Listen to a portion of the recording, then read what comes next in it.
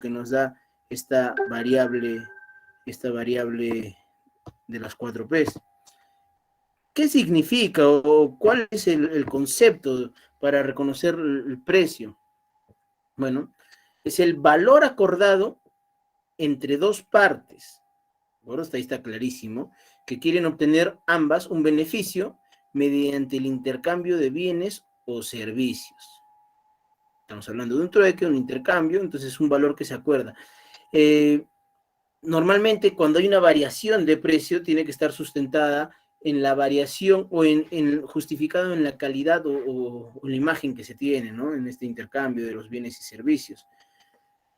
Entonces, hasta ahí el concepto como que es sencillo, el valor acordado, no necesariamente, pues, antes se daba un tema monetario, intercambio, entonces venía más por la época del trueque y todo, pero el concepto es el mismo, ¿no? Valor acordado entre dos partes que quieren obtener un beneficio.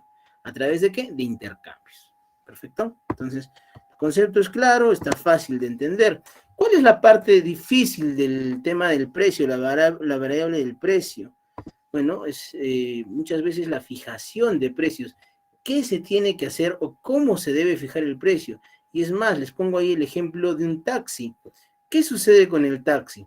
Imagínense, ¿ya?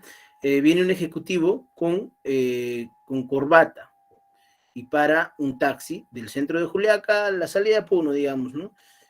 Bueno, el taxista le va a decir 10 soles, ¿ya? Pero de repente a una mamá con hijo, el mismo taxista le va a decir a la señora 7 soles, ¿de acuerdo?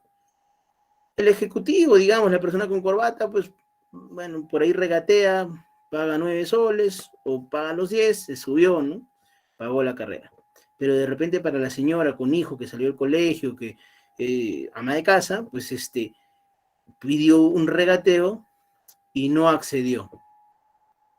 En el supuesto que la señora haya accedido, pero haya regateado y haya pagado 5, estamos hablando que el taxista ha ganado los 10 o los 14 del ejecutivo, digamos, los 5 de la señora, que finalmente es 15 soles, ¿de acuerdo? Entonces, ¿quiénes están felices en esta fijación de precios de esta manera? Pues el taxista, la señora y el ejecutivo, ¿de acuerdo? Pero digamos que el taxista no haya accedido a tomar el taxi, no haya accedido a brindar el servicio a la señora, que no el regateo, pues simplemente gana lo del ejecutivo, los 9 soles que le pagó la carrera. ¿A dónde quiero llegar?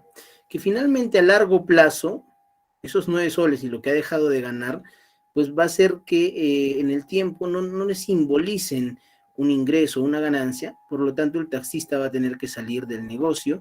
¿Y a quiénes les va a afectar eso? Pues a la señora porque no tiene taxi, al ejecutivo porque no va a tener taxi en el futuro y al cliente porque se va a dejar sin una chamba. Eso pasa muchas veces en negocios informales o en el mismo aeropuerto de Lima. Yo conozco muchos taxistas que hacen la carrera y después se regresan más económicos porque justamente, o sea, prefieren hacer el servicio.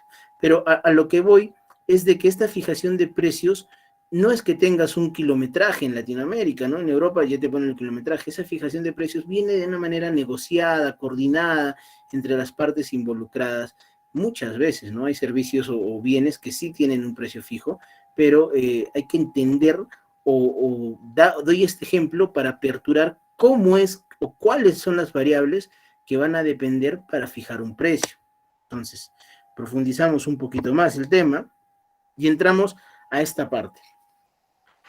¿Cuáles son las variables que influyen en la fijación de precios? Tenemos, por ejemplo, variables que están ligadas a la empresa, variables que están ligadas al consumidor y variables que afectan a la empresa y al consumidor, ¿de acuerdo?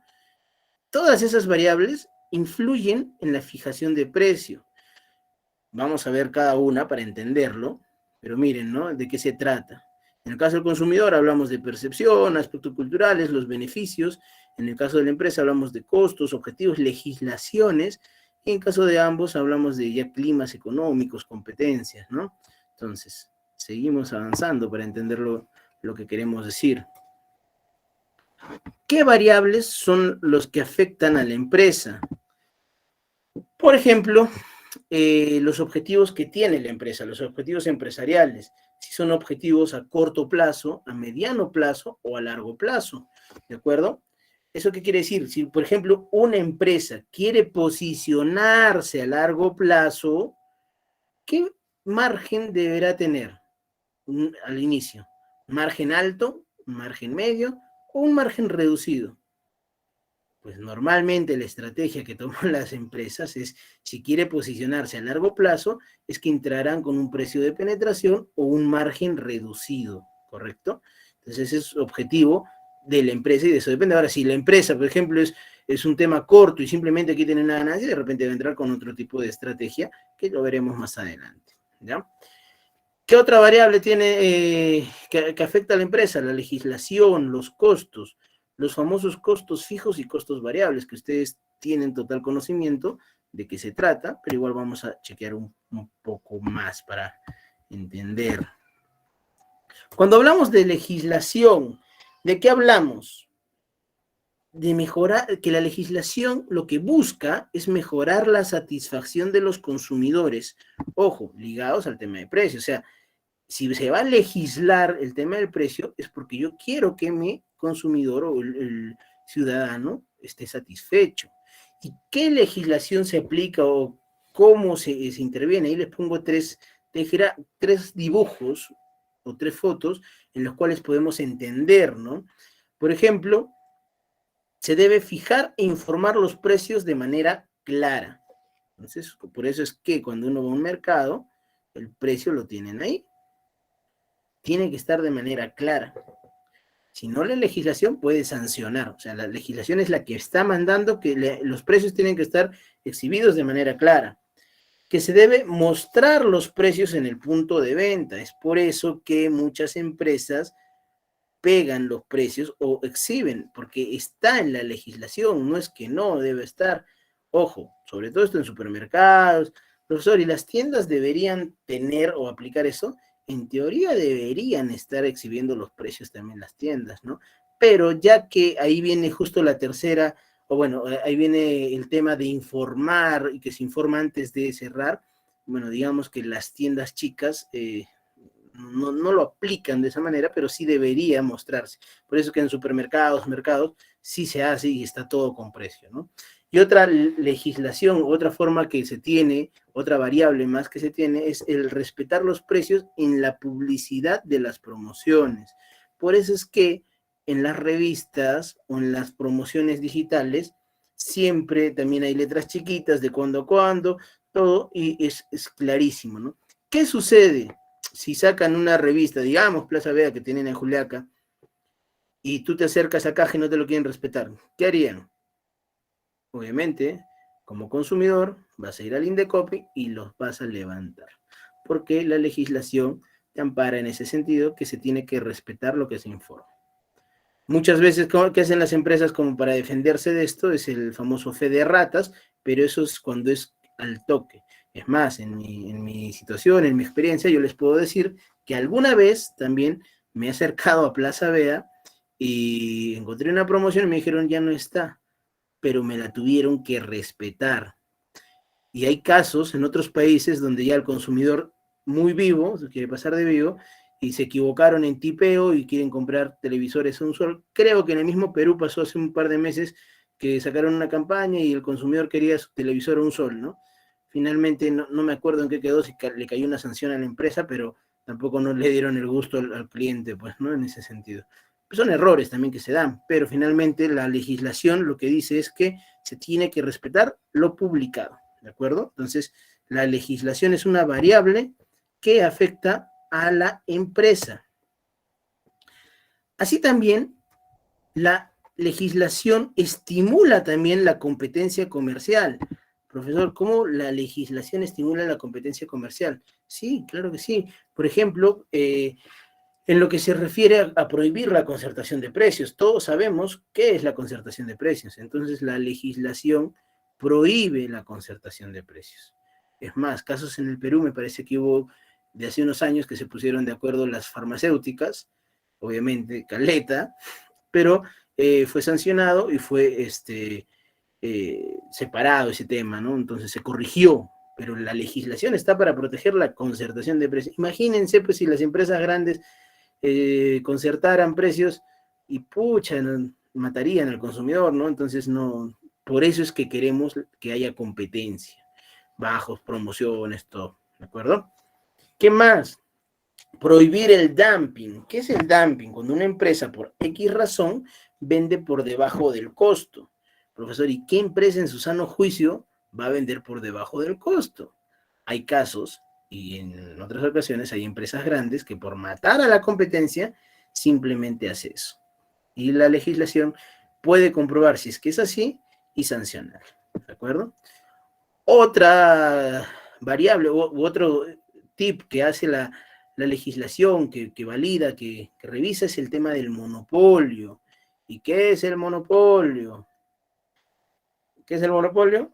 No es el juego, ¿ah? Por si acaso, citando a nuestro presidente. ¿Qué es el monopolio? Bueno, es una estructura del mercado donde cierto bien o servicio es dominado por una sola empresa, ¿ya? En el mercado. O sea, en el mercado de la oferta, solo una empresa tiene todo conglomera el bien o servicio, ¿sí? De todo el mercado. O sea, digamos, es el único oferente. Profesor, entonces haga Falabella es monopolio, ya no voy a renegar. Saben que no es monopolio. Profesor, Bacus es monopolio. No es monopolio, Bacus no es monopolio. ¿Por qué? Porque aparte que tienes unas cervezas que tienes por iquitos que se producen ahí, tienes las cervezas artesanales, entonces no es monopolio, pero profesor, concerta el 95% del mercado. Ah, bueno, ya crea estrategias para que entren más competencias, pero monopolio no es. Dense cuenta, diferencia, ¿ya? Y otra estrategia o parte de la legislación que se hace es la creación de empresas estatales para vender a menor precio, ¿no? O sea, el Estado sí puede crear empresas para poder competir y vender a menor precio. Ojo, y en esta parte, nuevamente, no, el curso no es política, pero es importante hacer las clarificaciones necesarias. La legislación nos pide que se estimule la competencia, no que venga el Estado y mate a la competencia o que estatice. ¿Está claro? Profesor, pero se están robando nuestros recursos. No, es que no va por ahí. Ustedes están estudiando carreras en las que se tiene claro que el empresario tiene que surgir y el Estado tiene que apoyar esa práctica, tiene que apoyar este empresariado haciendo buenas legislaciones y buenas acciones y buenas estrategias, pero no viene por el lado de estatizo, te quito, o te doy, como algunas acciones que se está viendo de dar bonos o voy a meter el balón del gas al tema de subsidio, voy a subsidiar, o que la gasolina, y que en algún momento no vamos a poder salir de esas estrategias. Solo como un paréntesis para que lo tengan claro, pero dense cuenta que estas variables sí tiene que defender la empresa, pero con claridad, tiene que defender el Estado, perdón, pero con claridad y dentro de lo que es. Entonces, ¿qué más? Ya hemos visto lo que hace la legislación como variable que afecta a la empresa, pero también tenemos los costos. ¿Qué son los costos? Bueno, el precio unitario es igual al costo unitario más el margen unitario, esto ustedes lo saben, ¿sí? Ahí tenemos la fórmula también de precio unitario, que es igual al costo total más la utilidad entre unidades producidas, o sea, sabemos que es el costo, no hay que darle mucha vuelta. Tenemos, por ejemplo, una gráfica donde nos habla de el costo marginal, el costo total medio, ingreso marginal. No se preocupen, no vamos a entrar a los tecnicismos para no marearlos, pero tenemos que entender que muchas veces la demanda, que es la cantidad de personas que tendrían que estar dispuestas, tiene que ocupar un lugar dentro de la gráfica muy importante, ¿no? Entonces, el costo, el costo total medio primero desciende porque se producen más unidades, ¿no? A medida que se va produciendo más unidades, pero después va a empezar a subir hasta llegar a un punto en que se cubra la demanda, pues, ¿no? Va a estar ahí. Igual el ingreso. Entonces, eso lo vamos a profundizar también, no es un curso de economía, pero vamos para entenderlo, ¿no?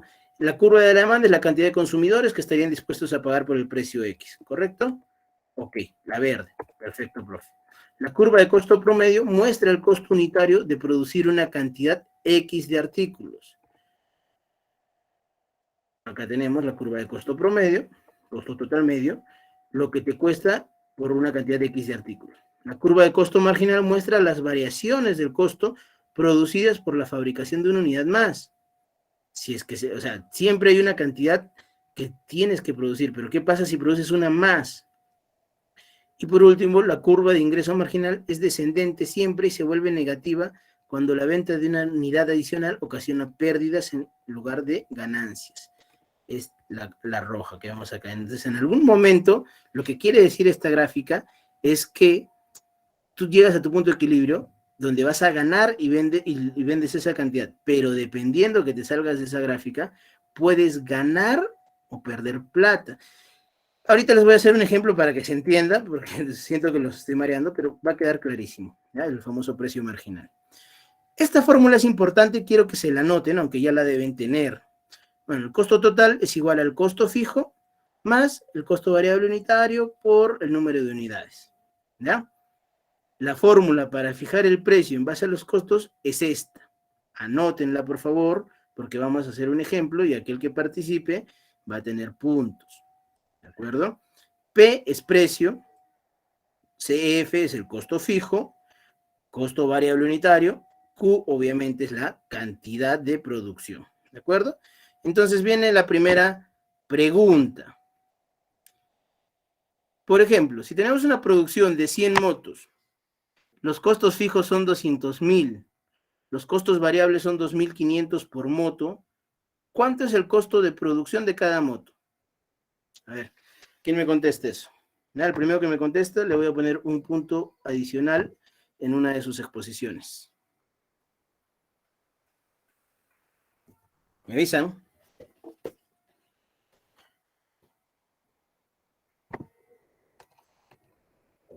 Repito la fórmula, está ahí.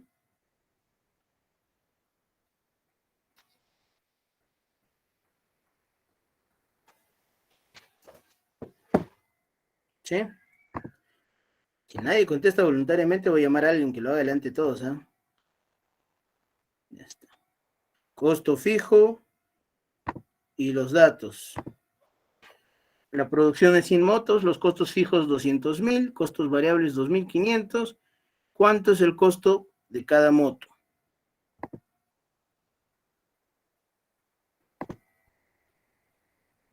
¿Quién lo tiene?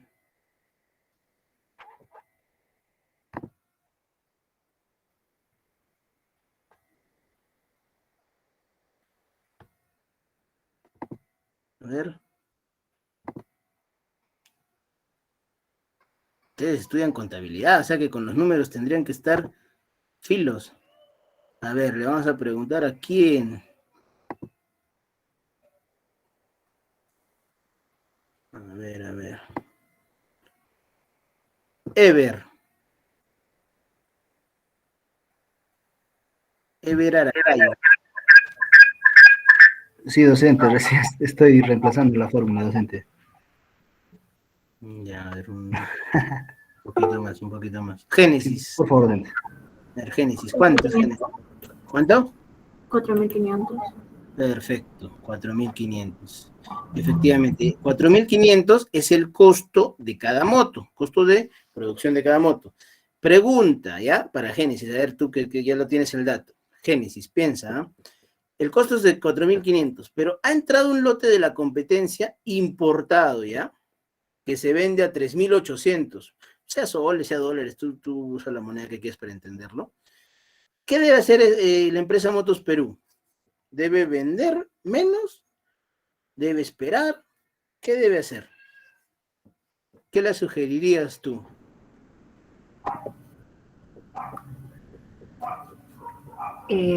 Bueno,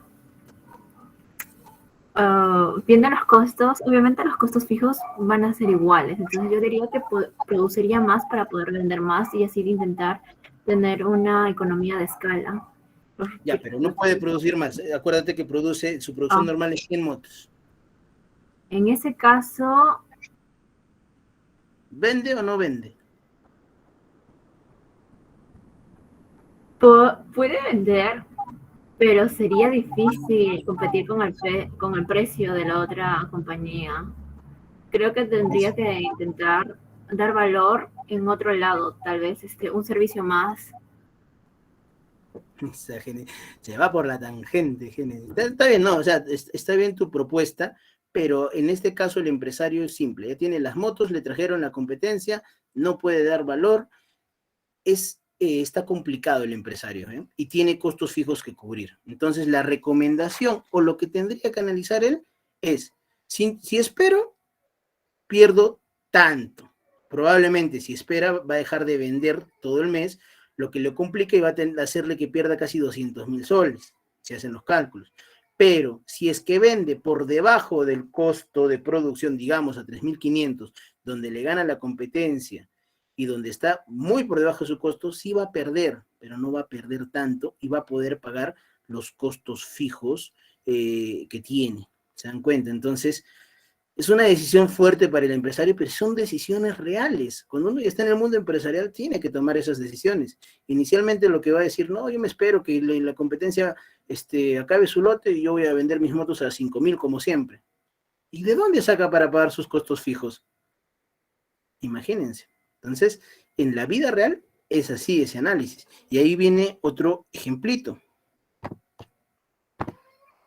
Ahora, nuevamente la misma empresa. Su producción normal es de 100 motos, los costos fijos son 200.000, los costos variables son 2.500 por moto, y de repente pues viene un amigo, no sé, pues de Bolivia o de Chile, ¿ya? Ahí cerca a Juliaca, y le dice, ¿sabes qué? Necesito 50 motos mensuales, pero solo te puedo pagar 3.500 por esas 50, por cada moto de esas 50. ¿Qué debe hacer la empresa Motos Perú? Ojo, esas 50 motos mensuales que quiere no están dentro de los 100 normales que ya produjo, ¿ya? Digamos, son un pedido adicional. ¿Qué debería hacer? ¿Qué creen? Más allá de hacer el cálculo ahorita en el ejercicio, porque y les voy dando el dato, si considera 150 motos, probablemente el costo unitario va a ser ya unos 3.800 soles, el costo de producción, o sea, de todas maneras no baja el costo unitario, pero más al tema de entenderlo. Los voy adelantando, ¿no? Cualquiera diría, profesor, pero es una locura. Si su costo de producción por 100 es 4.500, así produzca 150, le sale a 3.800, ¿por qué va a vender debajo de 3.800? No le recomendaría que venda. No, estás en un error. Sí le puedes recomendar que venda. ¿Por qué? Porque este empresario, y después van a hacer ustedes el ejercicio con calma, al vender las 100 motos, ya obtuvo su ganancia y le sale para pagar sus costos fijos, ¿de acuerdo? Con estas 50 motos adicionales y vendiéndolas a 3.500, va a tener que pagar 2.500 soles por sus costos variables. Eso quiere decir que le está quedando líquido, ¿cuánto? 1.000 por moto en estas 50. ¿De acuerdo? Entonces va a tener en estas 50 motos una ganancia. Y eso es lo que se le llama un precio marginal, para entenderlo. Entonces, a veces tienen que analizar estas cosas para entender cómo fijar precios. O sea, no es solo, oye, esto no me conviene, ¿por qué voy a matar mi producto? Ahora, si lo analizan en el mercado, entenderán por qué muchas veces, y en el mercado de Juliaca Puno, el tema de la fijación de precios de la competencia es tan duro, ¿correcto?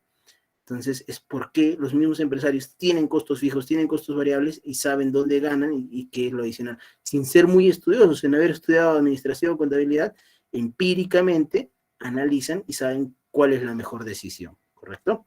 Ahí lo pueden hacer ustedes en el ejercicio con la fórmula y entenderlo para que vean que tiene razón mi comentario. ¿Ya? Bueno. Seguimos, hablamos de otro término, ¿no? Otro término o otra variable que se usa es la depreciación, que es el mecanismo mediante el cual se reconoce contable y financieramente el desgaste y pérdida de valor que sufre un bien o un activo por el uso que se haga de él, ¿no? Normalmente sabemos ya que se deprecia en una empresa, ¿no? ¿Qué podemos decir de la depreciación? Que es lo que hace la diferencia en la supervivencia muchas veces de largo plazo de las empresas. Las empresas no le dan mucha bola a la depreciación, sin embargo, la depreciación es un término muy, muy importante para el tema de las empresas cuando quieren estar a largo plazo, ¿no? Imagínense toda la maquinaria, máquinas y demás cosas que entran en una empresa que se pueden depreciar. Eso lo saben ustedes, incluso más que yo, porque son los contables los que saben de qué se trata, ¿no? Hasta ahí son las variables que afectan a la empresa. De ahí vienen las variables que afectan al consumidor. Y en las variables que afectan al consumidor tenemos, por ejemplo, lo que es la percepción del precio, ¿ya? Esto como un indicador de calidad, precios psicológicos, precios relativos. Acuérdense que hubo un grupo que expuso neuromarketing y hablaba de los precios psicológicos, ¿no? Cuando le ponemos el 9, o el que parece 4 y es 3.90, 3.99, ¿no? Entonces, por ejemplo, también hablamos de precios relativos con respecto a cuando hay productos parecidos, ¿no? O no sé, una Coca-Cola de color, una Coca-Cola negra, y haces la comparación. Eso se llama precios relativos, ¿no? Finalmente. Se me cortó la pantalla. Ah, acá está. Uy, 8:23, ya. Tenemos tiempo todavía un poco. Hay otro término importante dentro de la fijación de precios o dentro de lo que es el precio, que es la elasticidad precio de la demanda, ¿ya? ¿Qué es la elasticidad precio de la demanda? Es la variación de la demanda que resulta de un aumento o disminución en el precio del producto.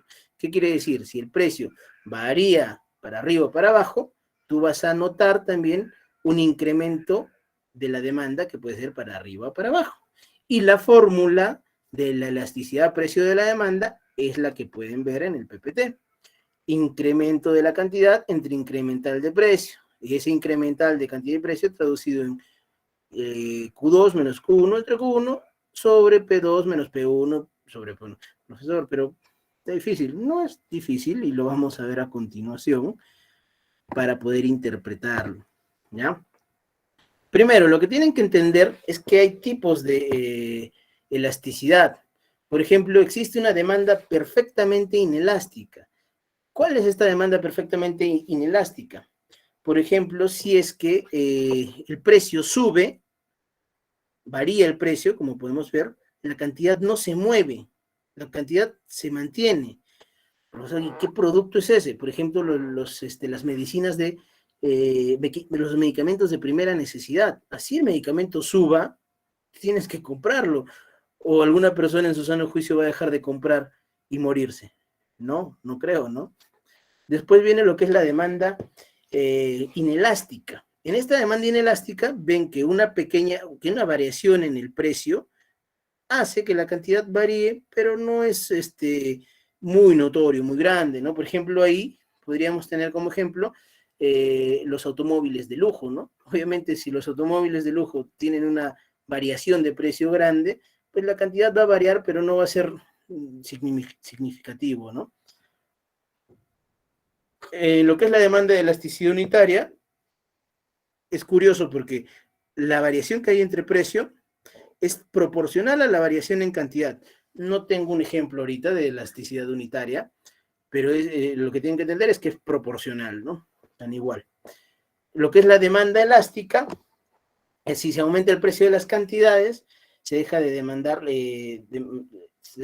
demandar la cantidad de mayor, ¿no? O sea, ya no se demanda tanto. ¿Qué ejemplo tenemos, no? Por ejemplo, lo que entra más acá es la gaseosa, ¿no? Cuando hay una variación de precio, para arriba, digamos, del precio, pues la cantidad se reduce bastante, ¿no? Es muy elástico la gaseosa. Y una demanda perfectamente elástica, bueno, vemos que el precio no afecta mucho y los demandantes podrían dejar de comprar, ¿correcto? Entonces, un ejemplo ya como para ir concluyendo la sesión de hoy y que se entienda qué es la elasticidad. Si la elasticidad es mayor a 1, decimos que es elástico. Si la elasticidad es menor a 1, decimos que es inelástico. Y si la demanda es igual a 1, decimos que es unitaria. ¿Ya? Para entenderlo, ya con esto vamos concluyendo, quiero que lo entiendan. Un vendedor desea aumentar el precio de sus productos de 10 a 12 soles y conoce que la elasticidad de la demanda es de 2.5. ¿Qué tan conveniente va a ser hacer esa alza en el precio? O sea, imagínense, ¿eh? Entonces, acuérdense la fórmula que les he hecho notar.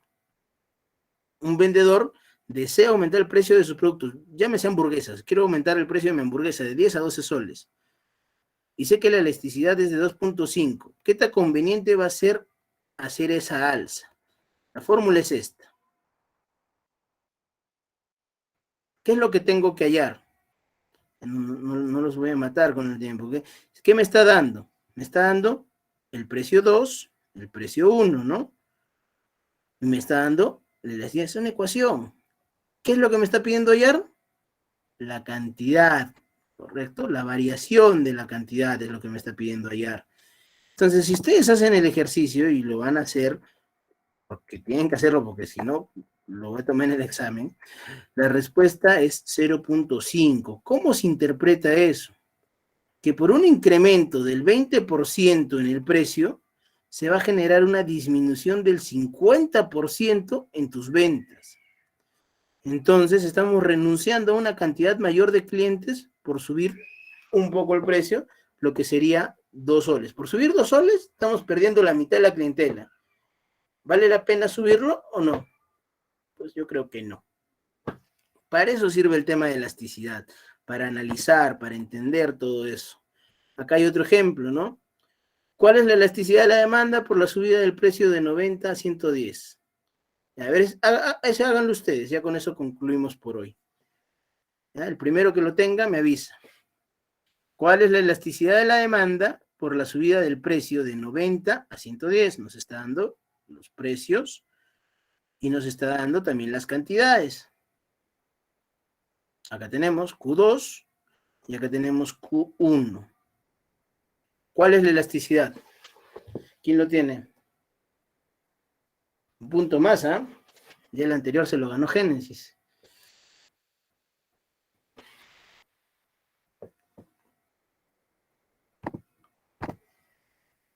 ¿Quién lo tiene? ¿Quién lo tiene?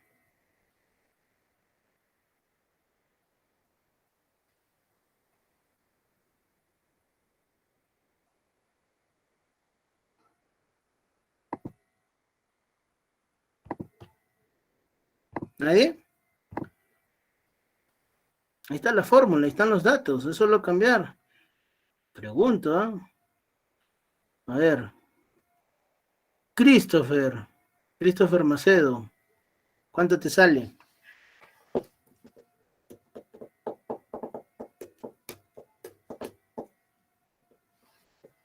No está Christopher.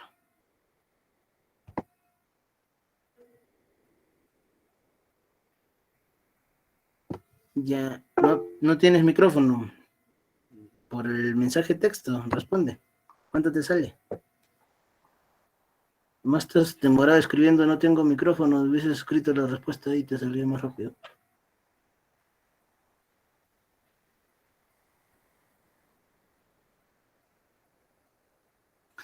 Ahí está. Jean Luis Causa, ¿cuánto te salió?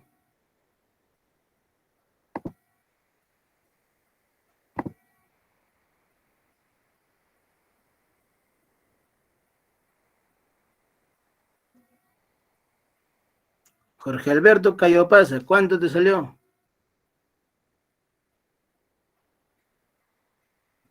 Muchachos, tienen que estar concentrados.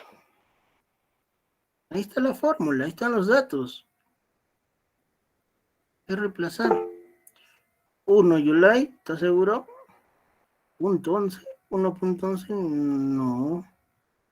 No, pues, pero... No. Sale más redondo el número. Bueno, particularmente lo van a reemplazar. A ver, una oportunidad para alguna mujer. Vamos a darles un punto más sobre las exposiciones, ¿eh? Lady Calcina, ¿cuánto te sale? 1.5. ¿Quién dijo? Ever Aracayo. Muy bien. 1.5 es la respuesta. Ya, a ver, me haces acordar para tu punto adicional. Qué manera de no aprovechar, muchachos. Hay gente que necesita esos puntitos, ¿ah? 1.5, ¿ya? 1.5 es la respuesta. ¿Y qué significa? La elasticidad precio de la demanda es mayor a 1, por lo que es una demanda elástica. La demanda de este bien es sensible a la variación del precio. Si nos hubiese salido negativo, ¿qué significaría? Que simplemente no pasa nada, es inelástico, no es sensible, o sea, puedes moverlo todo, la gente va a estar consumiendo.